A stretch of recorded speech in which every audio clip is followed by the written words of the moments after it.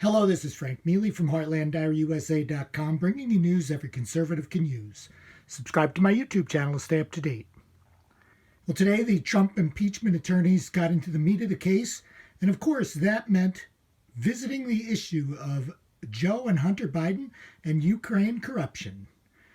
Pam Bondi and Eric Hirschman did a tag team demonstration of why Biden, corruption, Hunter Biden, and Burisma are entirely relevant to the president's behavior and his orders regarding Ukraine. Here we're going to take a look at Pam Bondi as she lays out why the House impeachment managers were trying to evade the issue of Biden by declaring it a conspiracy theory or a baseless theory or a sham.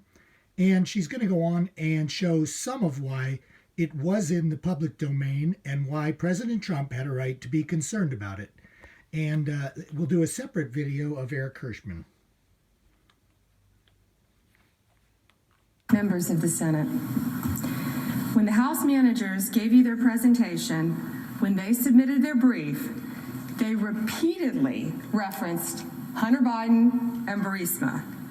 They spoke to you for over 21 hours, and they referenced Biden or Burisma over 400 times.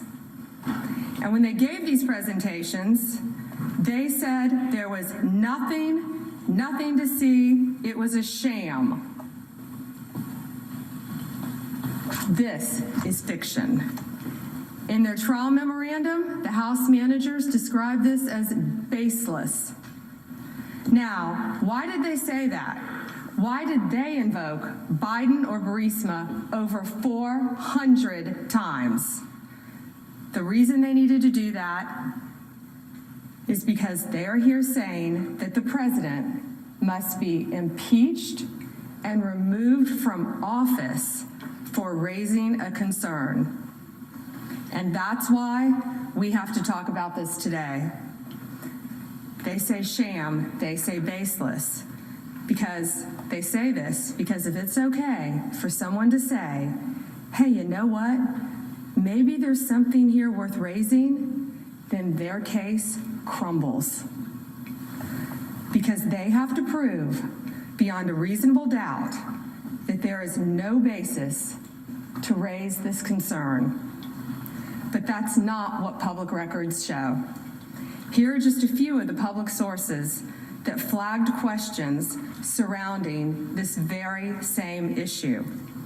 The United Kingdom Serious Fraud Office, Deputy Assistant Secretary of State George Kent, Hunter Biden's former business associate, an ABC White House reporter, Good Morning America, ABC, The Washington Post, The New York Times, Ukrainian law enforcement, and the Obama State Department itself. They all raised this issue. We would prefer not to be talking about this. We would prefer not to be discussing this. But the House managers have placed this squarely at issue, so we must address it. Let's look at the facts. In early 2014, Joe Biden, our Vice President of the United States, led the United States foreign policy in Ukraine with the goal of rooting out corruption. According to an annual study published by Transparency International, during this time, Ukraine was one of the most corrupt countries in the entire world. In Ukraine, there's a natural gas company called Burisma. Burisma has been owned by an oligarch named Mykola Zlochevsky. Here's what happened very shortly after Vice President Biden was made U.S. point man for Ukraine. His son, Hunter Biden, ends up on the board of Burisma, working for and paid by the oligarch Zlochevsky. In February 2014, in the wake of anti-corruption uprising by the people of Ukraine, Zlochevsky flees the country, flees Ukraine. Zlochevsky, the oligarch, is well known. George Kent, the very first witness that the Democrats called during their public hearings, testified Zlochevsky stood out for his self-dealings even among other oligarchs. House managers didn't tell you that.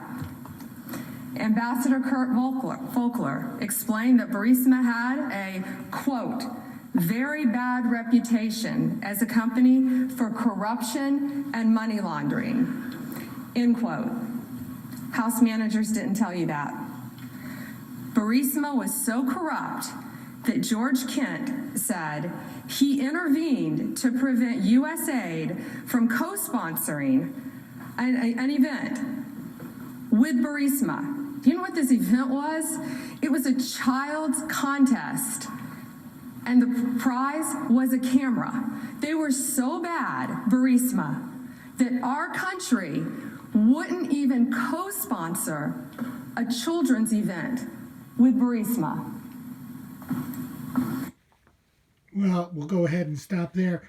The point being, Burisma, bad. Biden's bad. Trump, good for looking after the bad and making it go away.